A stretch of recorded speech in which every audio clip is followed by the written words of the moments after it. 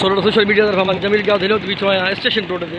हिते तव्हां ॾिसो हे जेके खाइण पीअण जा जेके होटल आहिनि, हाणे पिज़्ज़ा जेको कार्नर आहे इहो बि बंदि करायो वियो आहे। उन खां अलावा हेॾो जेको Shalimar Alrafia rolls and fast food जेको आहे इहो बि जेको आहे बंदि करायो वियो आहे। ॾाढो घणो इंतिज़ामिया जेको आहे हिन जे कोरोना वायरस जे हुन खां ख़तरे जे करे जेको आहे होटल जेके तक़रीबन जेको आहे जेको बंदि कराया न, हे तक़रीबन होटल जेको बंदि थी विया आहिनि। पिज़्ज़ा वारा ॿिया सभु बंदि थी विया। आइस्क्रीम वग़ैरह जा जेके होटल आहिनि तक़रीबन इहे बि तक़रीबन जेको आहे बंदि कराया विया आहिनि।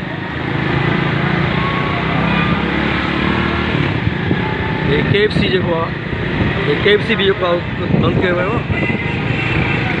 हिनखे बि बंदि करायो वियो आहे KFC खे। लाड़काणे शहर जो स्टेशन रोड आहे, हिन ते जेके बि तक़रीबन नंढा वॾा पिज़्ज़ा कार्नर या चांहि जा होटल आहिनि या जेका पेशावरी आइस्क्रीम आहे मुख़्तलिफ़ जेके खाइण पीअण जा जेके दुकान आहिनि शॉप्स आहिनि उहे सभु बंदि कराया विया आहिनि। हे जेको बाइट आहे स्टेशन रोड वारो हा इहो बि बंदि करायो वियो आहे। असांजे साम्हूं आहे हे बि बंदि करायो वियो आहे।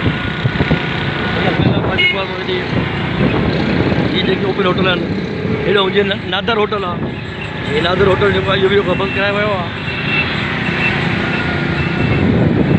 तक़रीबन जेको आहे होटल बंदि कराया विया आहिनि। हे कढ़ाइनि जा मुख़्तलिफ़ बिरयानी वग़ैरह जा जेके समूरा होटल जेको आहे बंदि कराया विया आहिनि।